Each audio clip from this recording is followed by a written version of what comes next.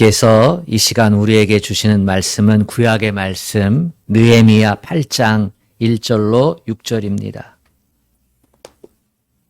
구약 성경 737쪽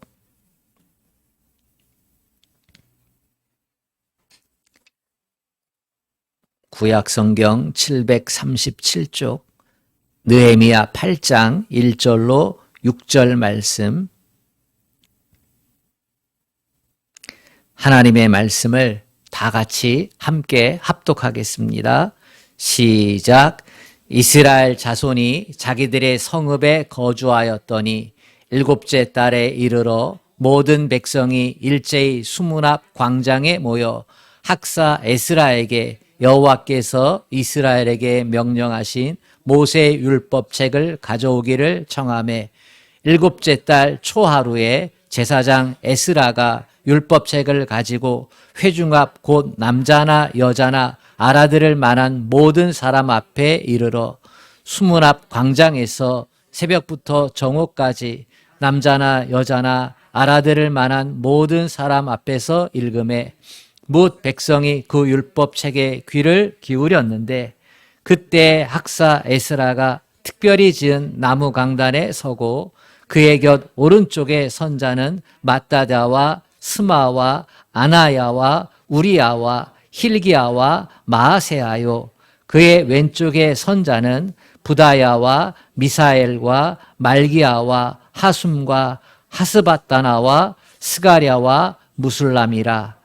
에스라가 모든 백성 위에 서서 그들 목전에 책을 펴니 책을 펼 때에 모든 백성이 일어서니라.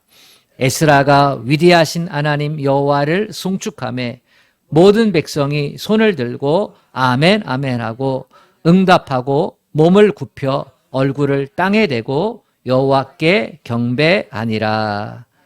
아멘. 부활 후 두 번째 주일인데요. 하나님께서 오늘도 우리에게 귀한 은혜를 주실 줄로 믿습니다. 주님만 사랑하면 아멘 합시다. 아멘. 고성의 통일전망대 가보신 분 계십니까? 그곳에 가면 해금강과 아름다운 금강산을 볼 수 있습니다. 제가 갔을 때에는 날씨가 흐려서요, 만원경을 사용을 했어요. 500원짜리 동전을 넣고 그렇게 해서 해금강과 금강산 보았습니다. 부모님이 이북분이셔가지고 아버님이 저 어렸을 때 금강산 참 아름답다, 통일되면 또 가보고 싶다 그랬었거든요. 그래서 제가 자세히 살펴보았습니다. 멀리 있는 것 보려면요 만원경 사용해야 돼요. 가까이 있는 것 보려면요 돋보기나 또는 안경 사용해야 돼요. 잘 안 보이는 박테리아, 미생물 이런 거 보려면 뭘 사용해야 할까요? 현미경 사용해 보아야 합니다. 사물이나 대상들을 자세히 보려면요 이렇게 도구가 필요한데요. 우리 인생의 문제를 들여다보려면 뭐가 필요할까? 그것은 책입니다. 인생의 문제를 책을 통해서 보고 해결 방법을 찾을 수 있어요. 그러니까 독서하는 사람은 인생이 풍부해질 수 있고요. 그 삶의 방향을 제대로 잡을 수가 있습니다. 그래서 책 읽기는 굉장히 중요합니다. 어렸을 때만, 중고등학교 때만, 대학생 때만 책을 읽는 건 아니에요. 나이 들어서도, 어른이 되어서도, 또 노년이 되어서 잘 안 보일지라도 책은 가까이 해야 합니다. 책을 통해서 인생의 길을 우리가 찾을 수 있기 때문이지요. 우리 믿음을 가진 사람들에게 책 중에 책은 무엇입니까? 성경책입니다. 성경의 말씀을 읽어야 됩니다. 힘들고 어려운 일 생길 때 여러분들은 손에 어떠한 책을 잡고 있습니까? 저는 여러분들이 힘들고 어려울 때마다 성경 말씀을 손에 잡을 수 있기를 주님의 이름으로 축복합니다. 미국에서 가장 존경하는 대통령 하면 링컨입니다. 링컨은 어렸을 때에 불우한 시절을 보냈거든요. 가난했어요. 너무너무 가난했어요. 그리고 부모가 자식에게 물려줄 것은 없었어요. 그래서 그 어머니가 링컨에게, 학교를 못 다니는 링컨에게 성경책을 하나 주면서 이 성경책에 내 인생의 길이 담겨 있다. 어떤 일이 있건 무슨 일이 있건 성경책을 가까이 하고 살면 하나님이 도와주실 것이다. 그래서 어렸을 때부터 이 링컨은 성경책을 손에 잡았어요. 용기가 필요할 때, 지혜가 필요할 때, 위로가 필요할 때, 힘들고 어려운 일을 견디는 일들이 필요할 때 성경의 말씀을 읽으면서 용기와 지혜와 위로를 얻었어요. 그가 대통령이 되었고 남북전쟁 노예해방을 선언했을 때 얼마나 많은 위기가 있었는지 몰라요. 얼마나 바쁘고 얼마나 힘들겠어요. 그러나 그는 매일 저녁 성경책을 펴서 말씀을 읽고 무릎을 꿇고 기도하면서 하나님이 주시는 지혜와 용기와 위로를 얻고 결국은 노예해방의 사명을 감당하게 된 줄로 믿습니다. 성경은 우리를 위한 구원의 책이지요. 성경은 우리를 위한 구원의 책, 하나님의 계시가 다 담겨져 있는 책입니다. 동시에 성경은 우리의 구원뿐만 아니라 우리에게 하늘의 지혜를 가져다 주고 하늘의 용기를 가져다 주고 하늘의 위로를 가져다 주는 책인 줄을 믿으시기를 바랍니다. 이 귀하고 복된 하나님의 말씀, 이 성경의 말씀을 우리 믿음을 가진 사람들이 마주대하고 살아가잖아요. 우리가 올바른 신앙생활을 하려면 그 올바른 신앙생활을 통해서 복받는, 하늘의 복을 받는 그러한 신앙생활을 하려면 성경을 대하는 태도가 올바라야만 합니다. 하나님의 말씀을 바르게 대하지 않으면 그때부터 타락하게 되는 거예요. 오늘 읽은 말씀 느헤미야 8장은 하나님의 말씀을 어떻게 바르게 대할 수 있는가 하는 것을 우리에게 보여줍니다. 하나님의 말씀을 바르게 대하면 그러면 하나님이 우리를 지키시고 돌보아 주실 줄로 믿습니다. 오늘 말씀을 통해서 우리의 신앙생활을 되돌아보면서 어떻게 하면 하나님의 말씀을 바르게 대할 수 있는지 그 올바른 태도를 생각해 보고자 합니다. 먼저 우리가 살펴볼 것은 나는 하나님의 말씀을 대하면서 듣고자 하는 열정이 있는가 살펴볼 수 있기를 바랍니다. 오늘 1절 말씀 우리 같이 읽어보겠습니다. 시작. 이스라엘 자손이 자기들의 성읍에 거주하였더니 7째 달에 이르러 모든 백성이 일제히 수문 앞 광장에 모여 학사 에스라에게 여호와께서 이스라엘에게 명령하신 모세의 율법책을 가져오기를 정하매. 이 본문을 이해하려면 배경을 조금 알아야만 합니다. 남유다는 586년에 바벨론에게 멸망했잖아요. 그리고 그 바벨론은 이후에 페르시아에 멸망을 했어요. 바벨론에 멸망할 때 수많은 포로들이 끌려간 건 알지요? 그 페르시아에서 이스라엘 백성들이 포로 공동체로 살았는데요. 하나님께서 선지자에게 하신 말씀을 통해서 70년에는 돌아오리라 라는 이 말씀이 이루어지잖아요. 그래서 예수아와 스룹바벨이 1차 포로 귀한 자들을 이끌고 돌아오게 되어집니다. 그들은 돌아와서 뭘 했지요? 성전을 재건을 했습니다. 우여곡절 끝에 16년 만에 성전 공사했잖아요. 그리고 나서 시간이 좀 더 흘러서 에스라를 중심으로 해서 포로 귀환 공동체 2차 귀환을 하게 되어집니다. 에스라는 돌아와서요 말씀 부흥 운동을 일으켰어요. 하나님의 말씀대로 살아야 된다.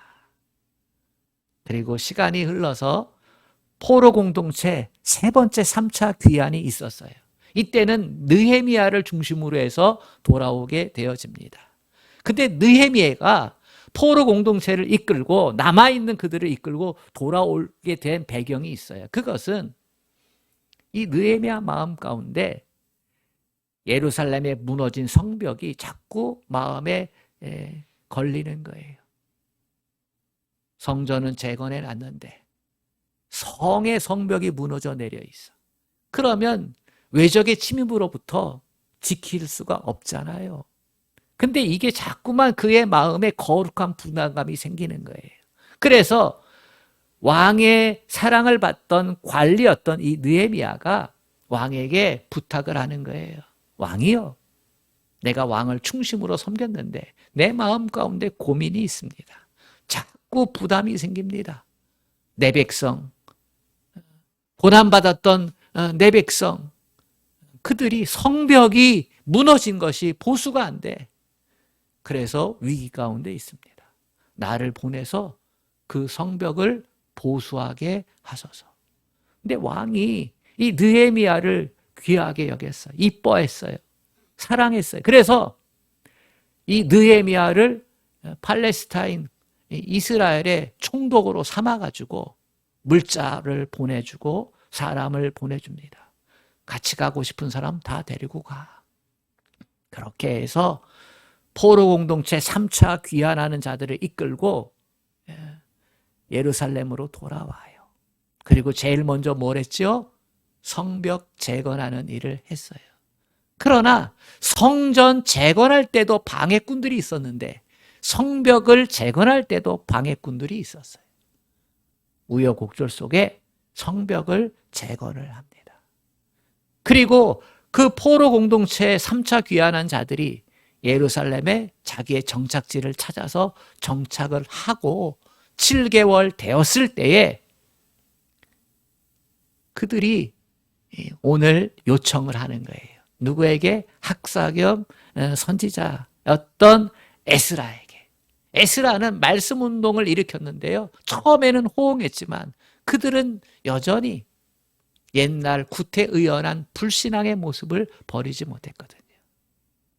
그런데요, 성벽 재건하러 와서 성벽 재건을 위해 열심을 냈던 그들이 하나님의 은혜를 받았거든. 성벽이 재건되면서 힘들고 어려웠던 그 상황 가운데서 여러 방해를 물리치고 성벽 재건했잖아요. 그리고 자기들의 집들을 마련해가지고 정착을 하고, 그리고 나서 보니까 하나님의 은혜 생각나는 거예요. 우리가 하나님의 은혜로 정착하고 성벽도 재건했는데 하나님의 말씀을 들어야 하지 않을까? 그래서 제대로 된 신앙생활 해야 되지 않을까? 이 마음들이 모아지고 모아져서 열망이 되었어요. 그래서 요청하는 거예요. 말씀을 가르쳤던 학사에게, 이 에스라에게 요청하는 거예요. 우리가 수문학 강장에 다 모일 테니까 당신은 모세 율법책을 틀어다가 우리에게 들려주시오. 왜냐하면 돌아온 공동체가 살펴보니까 기존에 있던 이 백성들하고 서로 섞여야 되는데, 근데 그들의 모습은 신앙에서 조금 멀어져 있거든. 성전을 지었던 그 열정들이 다 사라지고 학사 에스라의 그 처절한 외침도 외면하고 율법을 떠나 살고 있는 거예요. 안식일을 지키지 않고요, 이방 여인과 결혼을 하고요, 하나님께 물질 드리는 것, 제사하는 건 소홀히 하고, 이렇게 해서는 성전을 재건하고 성벽을 재건하고 한 것들이 또다시 헛것이 될까 두려웠던 거지요. 그래서 말씀을 들려주세요. 우리가 말씀 따라 순종하는 바른 믿음의 삶을 살겠습니다. 라고 하는 결단을 하는 겁니다. 질서가 무너져 내린 삶, 하나님의 말씀대로 살지 못한 삶은 말씀을 들어야만 회복이 됩니다. 아멘. 우리 가운데 신앙생활이 건너가고 영적 질서가 무너져 내리고 무엇이 옳고 그른지에 대한 판단이 잘 안 설 때, 무엇을 취하고 무엇을 버려야 할지 이러한 판단들이 자꾸만 흐려질 때에, 그때는 어떻게 해야 돼요? 하나님의 말씀을 들을 때구나. 하나님 말씀에 귀를 기울여야 될 때구나. 인생의 문제로 답답해질 때에 하나님 말씀을 들어야겠구나 라고 하는 이 열정, 열망이 우리에게 필요한 줄로 믿습니다. 다시 한번 묻습니다. 힘들고 어려운 일이 생기면 여러분의 손에는 어떠한 책이 들려 있습니까? 오늘날의 시대는 말씀에 대한 갈급함이 없는 시대라고 이야기합니다. 오늘날 많은 문제는 타락한 시대의 증거가 됩니다. 영양실조에 걸린 사람이 아무리 능력이 있어도 실력을 제대로 발휘하지 못하는 것처럼 말씀에 대한 영향이 결핍되어 있는 사람들은 결국 헛심을 쓰게 되어 있어요. 옳은 것에 대한, 진리에 대한 것을 감당할 수 있는 능력이 사라져버려요. 그렇게 되면 타락한 시대가 되는 겁니다.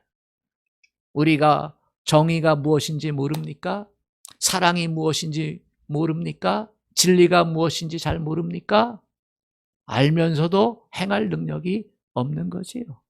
왜냐하면 말씀으로부터 계속 공급받아서 이것은 내가 꼭 붙잡아야 될 것, 이것은 내가 반드시 지켜야 될 것, 이것은 내가 어떠한 일이 있어도 순종해야 될 것, 이러한 열정이 일어나야 되는데 말씀을 듣지 못하고 말씀이 점점 머릿속에서, 마음속에서 사라져 버리니까 지킬 능력이 없어지지요. 그래서 타락한 시대가 되는 겁니다. 심지어는 진리에 대한 것조차도 흐지부지 되는 거예요. 그게 진리였어? 그게 공의였어? 그게 옳은 것이었어? 라고 하는 판단마저도 연약해지는 거지. 오늘날 우리는 말씀을 우습게 여기는 이 시대를 본받지 말고 말씀 듣기를 간절히 사모하는 사람들이 되어야 할 줄로 믿습니다. 말씀을 듣기를 사모하게 될 때, 그때 우리 인생의 회복이 일어나는 겁니다. 여러분 커피 좋아하시죠? 그러나 커피에 대해서는 이게 좋다 나쁘다 말이 많아요. 그래서 하루에 한 잔 이상, 아니 2잔 괜찮아. 근데 그 이상은 몸에 해로워, 이런 생각. 그래 우리 가운데는 해롭다는 생각 때문에 커피를 안 드시는 분도 있어요. 여러분 커피가 좋아요? 커피가 안 좋아요? 세계의 유명한 교수들이 또는 과학자들이 연구했는데요, 아직도 팽팽해요. 정말로 커피는 몸에 나쁜가? 그래서 연구를 했다고 합니다. 미국 하버드 보건대학원 알베르토 아스체리오 박사팀이요, 커피가 좋은지 나쁜지. 그래가지고 우울증을 겪지 않은 63세 여성 5명을 대상으로 14년간 커피 섭취 습관을 조사하고 이후에 10년 더 추적 조사를 했다고 합니다. 그리고 연구 발표를 했는데요, 커피가 너무 좋아서 그래서 하루에 4잔 마시는 여성들이 커피를 마시지 않는 여성보다 우울증이 20% 더 작았다, 이렇게 표현하고 있습니다. 연구 결과 발표가. 이게 사람들한테 충격이었지요. 4잔씩이나 마셨는데 우울증이 오히려 더 걸릴 확률이 20%나 작아졌다. 이유가 있어요. 좋아서 마셨기 때문에. 좋아서. 우리도 그러잖아요. 맛있게 먹으면 0칼로리. 그러면서 살찌는 것에 대한 위로를 받는데요, 좋아한다라고 하는 것은 그만큼 우리에게 해로울 수 있는 것도 해롭지 않게 바꾸는 능력이 있다는 거예요. 참 신기하죠? 여러분 하나님의 말씀을 좋아할 수 있기를 축복합니다. 하나님의 말씀은 해로운 게 요만큼도 없어요. 열정을 갖고 하나님의 말씀을 듣는다면 얼마나 그 말씀이 우리에게 생명이 되고 얼마나 그 말씀이 우리에게 용기가 되고 지혜가 되고 도전이 되고 위로가 될지 여러분 상상만 해도 즐겁지 않습니까? 오늘 8장 3절에 하나님의 말씀을 향한 이스라엘 백성의 열정을 또다시 볼 수 있습니다. 3절 말씀 같이 읽어보겠습니다. 시작. 수문 앞 광장에서 새벽부터 정오까지 남자나 여자나 알아들을 만한 모든 사람 앞에서 읽음에 뭇 백성이 그 율법책에 귀를 기울였는데 이스라엘 백성들이 말씀을 일어서서 들었는데요. 무려 새벽부터 정오까지 들었다 그랬어요. 6시간 동안 하나님의 말씀을 일어서서 들었다는 거예요. 그런데요. 알아들을 만한 사람 남자나 여자나 어린애부터 어른에 이르기까지 다 일어서서 귀를 기울였는데요. 허튼 짓 하지 않았다는 거예요. 그 긴 시간 동안 힘들다 이런 소리 하지 않고 들었다는 거예요. 왜요? 좋아서 들었기 때문에. 여러분 좋아하면요 시간 가는 줄 모르는 거예요. 재밌는 책 시간 가는 줄 모르고 읽어요. 후딱 12시가 지나가요. 여러분 성경 말씀 읽으면서 시간 가는 줄 모르고 읽으신 분 있어요? 그럴 수 있게 되기를 축복합니다. 성령의 인도를 받으면요 시간 가는 줄 모르고 읽을 수 있어요. 우리가 밤을 새워서 연애 편지를 쓴 적이 있잖아요. 마음에 안 들어. 또 버리고 또 버리고. 그때는 이게 지우는 것도 없었어. 그죠?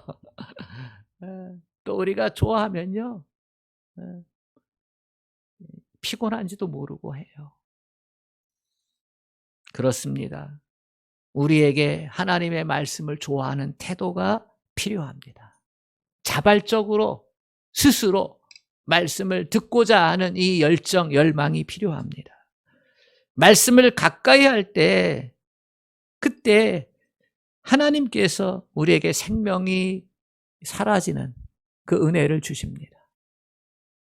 말씀을 좋아할 때 문제가 해결되는 은혜를 주시고 삶의 위로와 새 힘을 얻는 은혜를 주실 줄로 믿습니다. 두 번째, 말씀을 대하는 태도 살펴볼 거는요. 나는 말씀의 권위를 인정하고 있는가? 본문 5절 말씀 같이 읽어보겠습니다. 시작. 에스라가 모든 백성 위에 서서 그들의 목전에 책을 펴니 책을 펼 때 모든 백성이 일어서니라. 책을 읽을 때, 말씀을 읽을 때 백성이 일어섰다. 여러분, 책 읽는데 일어서서 그 책을 듣는 사람이 있을까요? 세상에 어떤 책도 그렇게 읽는 거 없어요. 그런데요, 성경 말씀을 들려줄 때에 수문 앞 광장에 모였던 모든 사람들이 벌떡 일어서서 그 말씀을 들었다는 거예요. 일어선다라고 하는 건요, 그것은 경외심, 존중, 이러한 의미를 가지고 있어요. 하나님의 말씀을 들을 때 말씀의 권위를 존중하겠다고 하는 사람들의 표시예요. 대통령이 국회를 방문하면 국회의원들이 여야 관계없이 어떻게 해요? 다 일어서요. 그리고 대통령을 맞이해요. 한 국가의 대통령이라고 하는 것, 그 권위에 대한 존중이지요. 그 대통령을 미워해. 그 대통령 마음에 안 들어. 왜냐하면 우리 당이 아니니까. 하지만 한 나라의 대통령임을 인정하는 거죠. 그 권위를. 일어서는 거예요. 우리도 그렇잖아요. 방에 이렇게 젊은 사람들이 있으면 연장자가 들어오면 어떻게 해요? 일어서잖아요. 그죠? 방에 이렇게 있는데 교수님이 들어와. 그러면 어떻게 해요? 일어서지요. 여러분도 그렇잖아요. 여러분들이 소그룹 모임 갖고 있는데 목사님이 이렇게 갔어. 그러면 어떻게 해요? 일어서요. 우리 어르신들도 일어선다고. 왜요? 예, 존중하는 거예요. 우리나라 대통령이 이제 미국에 국빈 방문하는데, 국빈 방문하면요, 공식 초청이잖아요.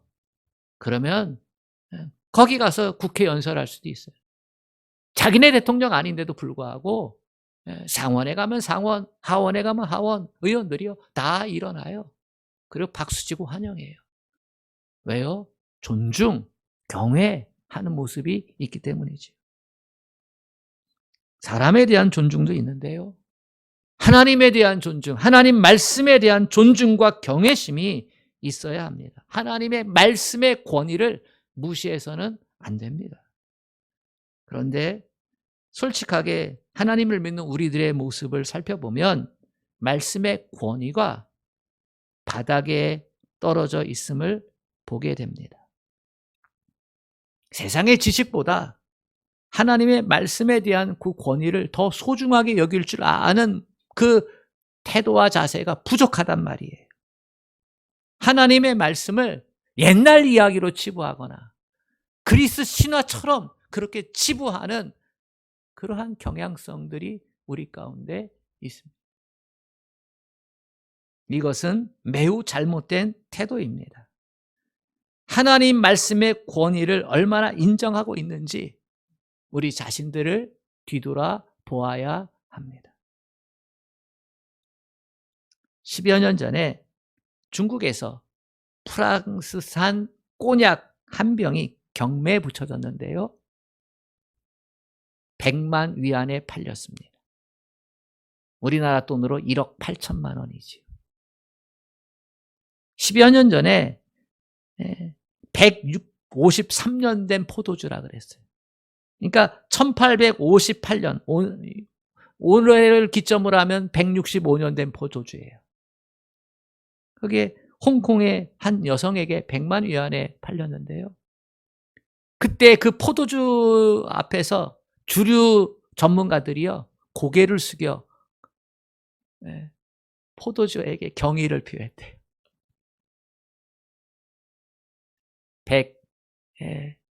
153년, 그 당시니까 153년 된 포도주, 지금으로부터 10여 년 전이니까 포도주에게 무슨 경의를 표하고 고개를 숙여.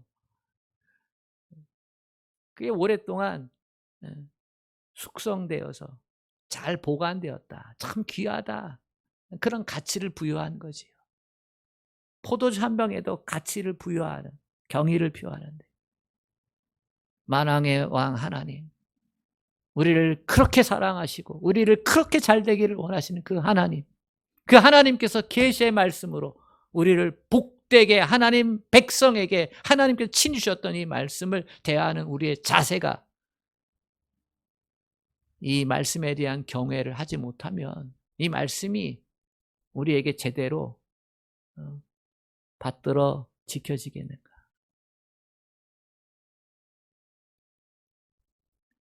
오늘날 세상이 말씀의 권위를 무너뜨리죠. 그러나 우리 그리스도인들은 말씀의 권위를 우리가 세워야 될 줄로 믿습니다. 하나님의 말씀의 권위를 인정하고 존중해야만 합니다. 세상의 가치관을 내 인생의 기준으로 삼고 사는 것이 아니라 하나님의 말씀을 내 인생의 기준으로 삼고 살아야 하는 것입니다.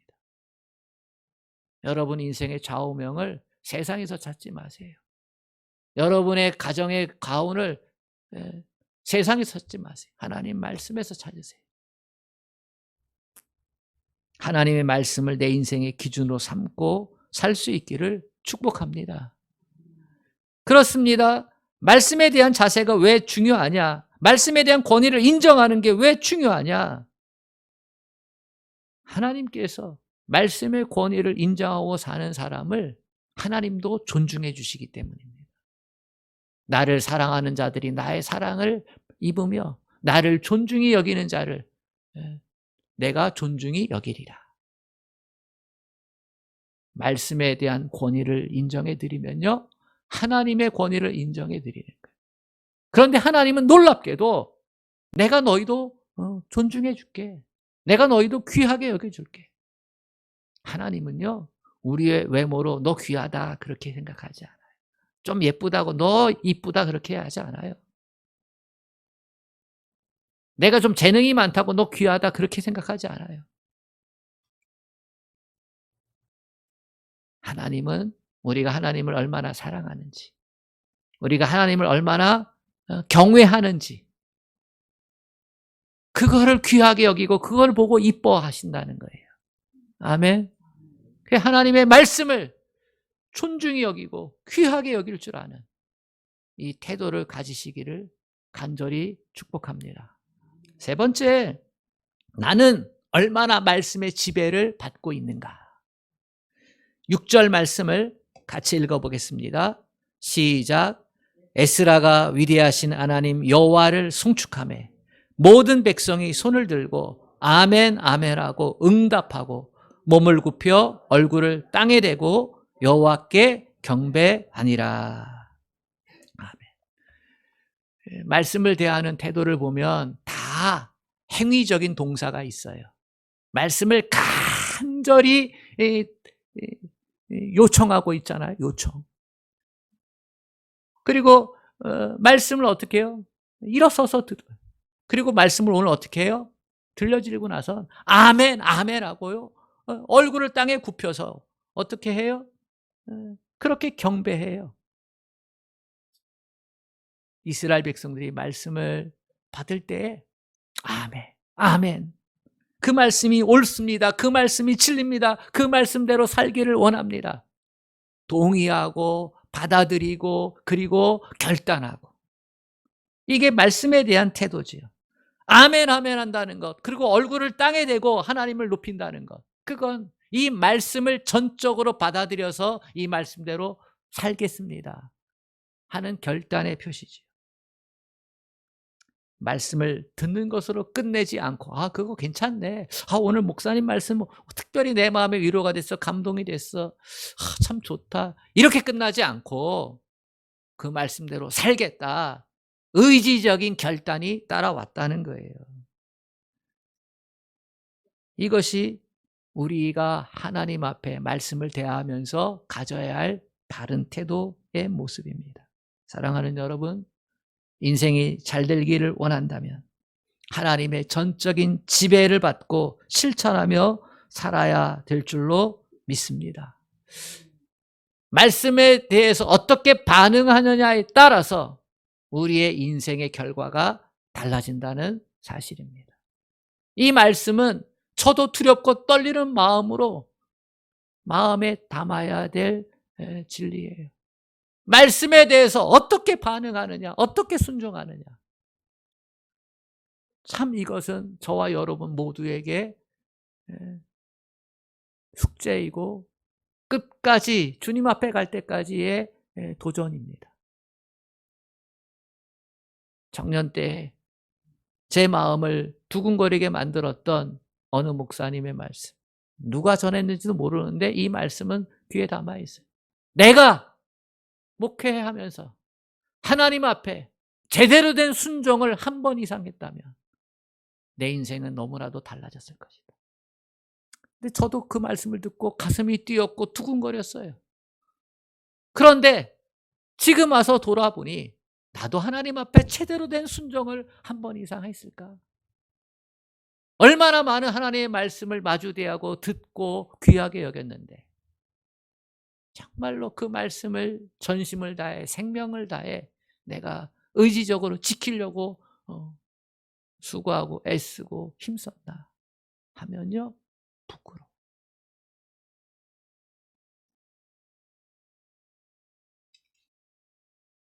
이스라엘 백성들은요, 에스라가 전해준 이 하나님의 말씀을 듣고서 자기들을 돌아보았어요.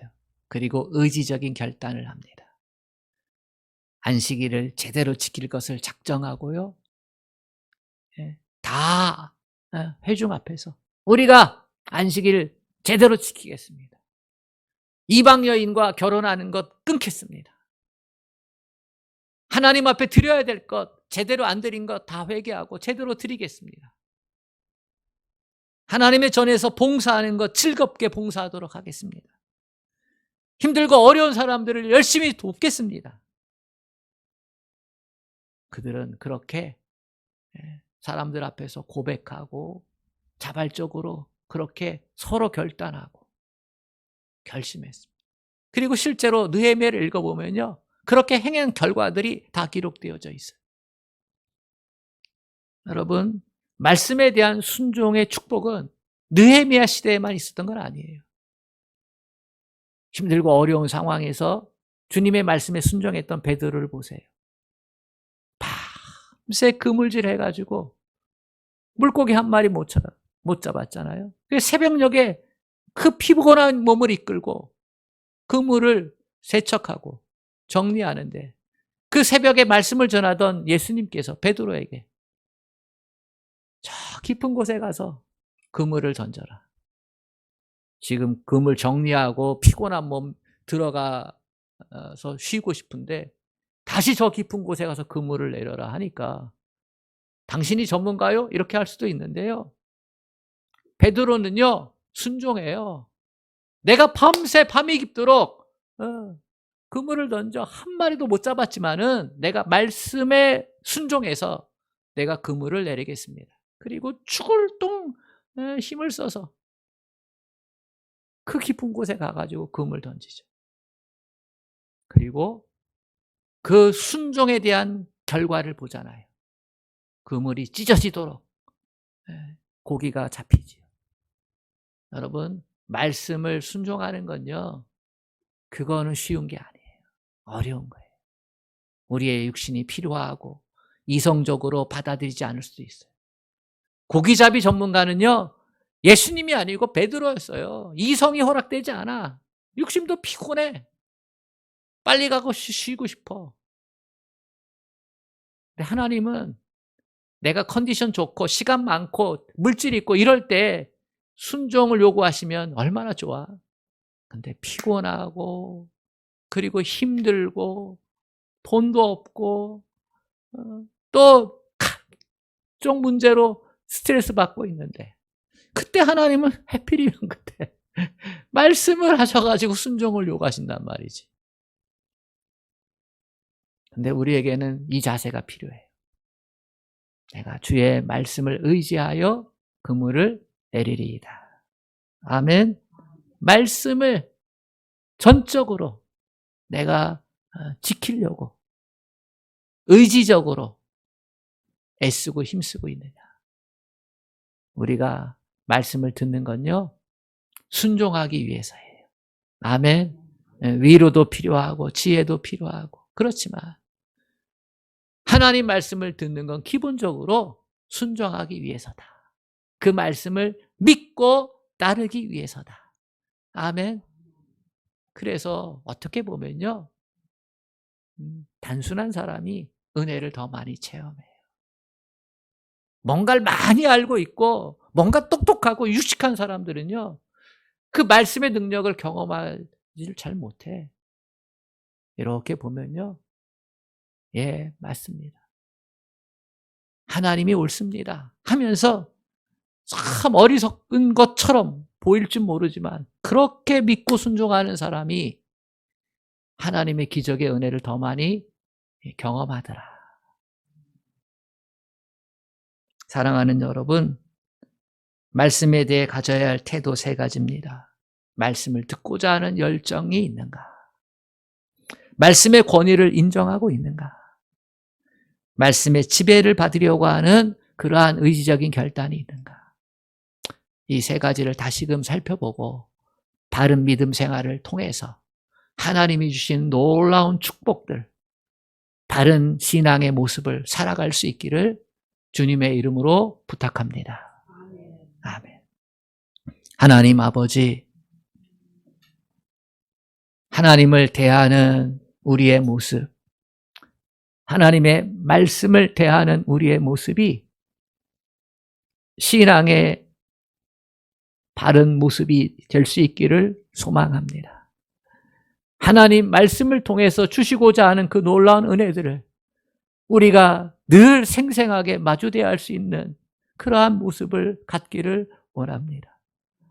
힘들고 어려운 인생 가운데서 우리가 손에 붙잡아야 될 것, 우리가 눈으로 보고 귀로 들어야 될 것, 그것이 말씀이기를 원합니다. 말씀에 대한 열정, 말씀에 대한 사모함, 말씀에 대한 의지적인 결단들, 하나님 우리에게 있게 하여 주시어서 하나님께서 예비하신 하늘의 은총들을 충만히 누릴 줄 아는 모든 성도들 되게 하여 주시옵소서. 예수님의 이름으로 기도합니다. 아멘.